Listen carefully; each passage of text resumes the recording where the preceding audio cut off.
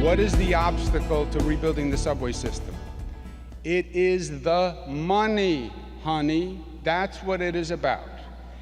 The only realistic option is congestion pricing. We have to get it done. We have to get it done next year. I need your help. Hello and welcome to Metro Focus. I'm Rafael P. Roman. That was Governor Andrew Cuomo speaking earlier this month, making the argument that congestion pricing is the only way to pay the high cost of fixing the New York City subway system. Cuomo, who has long called for the city to, quote, pay its share for the MTA, now says that idea is unrealistic and has promised to make congestion pricing one of his top priorities should he win a third term in November. So, does that mean that congestion pricing is finally coming to New York City and that our frustrations over the collapsing subway system may soon be over? Joining us now with answers is Jimmy Vilkind, who covers New York politics for the Wall Street Journal and has been reporting on this story. Jimmy, welcome back to the program. Happy to be here. So, Jimmy, for those of our viewers who may not be familiar with congestion pricing, I wonder if you could just start by giving us a brief explanation of what it entails. Well, it's an idea that is not necessarily new and that has been implemented in other cities around the world, including London. Essentially, drivers who enter the most congested part of a city, its central business district, will have to pay a fee for that privilege. The idea is twofold. On the one hand, you raise money to invest in mass transit improvements, invest in other means of transportation to make it easier to go around. And two, you deter some people from driving in, especially at peak hours when the city streets are the most clogged. So, you say this has been around for a long time. It's been around for a long time in New York. In fact, it's been on somebody's agenda for at least the last 10 years, but now it's in the governor's agenda. And that's serious, is it? That's right. So the governor first sort of said that the time has come for congestion pricing in 2017, after the so-called summer of hell when subway service really began to noticeably falter. After that, he convened a panel called the Fix NYC panel. It issued a report early in 2018 recommending a congestion fee on drivers entering Manhattan south of Central Park, recommending a surcharge on for-hire vehicles like Ubers, Lyfts, and taxi cabs on trips that start and end in that part of Manhattan, and a host of other enforcement measures to do things that would help ease the flow of traffic throughout the city.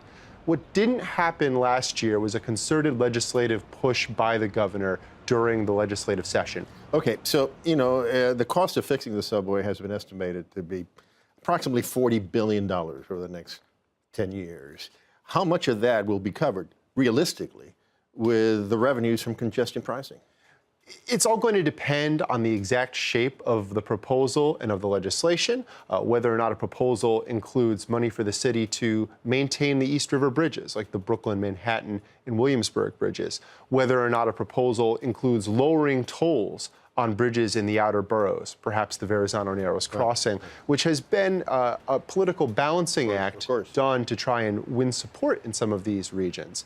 But the estimate is that about $1 billion a year could be generated net for the Metropolitan Transportation Authority. If you bond that out, you could generate a good deal of money, but still not all of the $40 billion you would need to fund the Fast Forward plan, which is now being pushed by Andy Byford, the president of New York City Transit.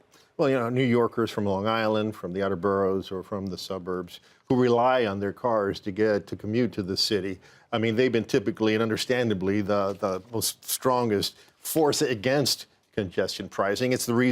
They're the reason why it died 10 years ago when Bloomberg tried to pass it or try to make it happen.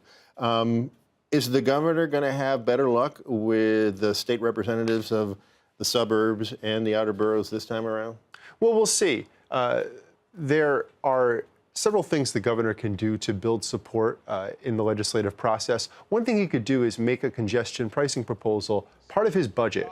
The state budget has to be adopted by April 1 each year. And the way the law is set up, the governor has a great deal of power over deciding what gets put in the spending plan and what doesn't get put in the spending plan. There have been court decisions that have really strengthened his hand in that process. So if the governor decides, as he did with other policy proposals in recent years, like raising the minimum wage, if the governor decides to put a congestion pricing plan into that spending proposal, he could essentially force lawmakers to vote on it, along with more popular measures like approving school aid increases. So as I said in the introduction, for a long time, the governor has been calling for equal share of the expenses of fixing the subway system between the state and the city. He's now abandoned that idea. Why?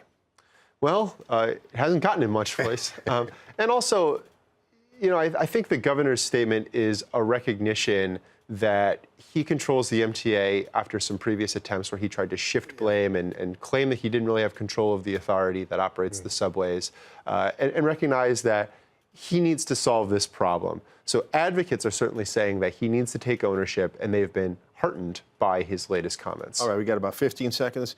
Is this going to pass next year? And are we going to see congestion pricing in New York City next year? I think the biggest onus is on Governor Cuomo. That's what advocates say. That's what lawmakers say. If he puts together a package, if he employs his political skills, it may happen. If not, not. Okay. All right, Jimmy. Well, we'll leave it at that. Thanks so much for joining us today. Thanks. Always a pleasure to be here.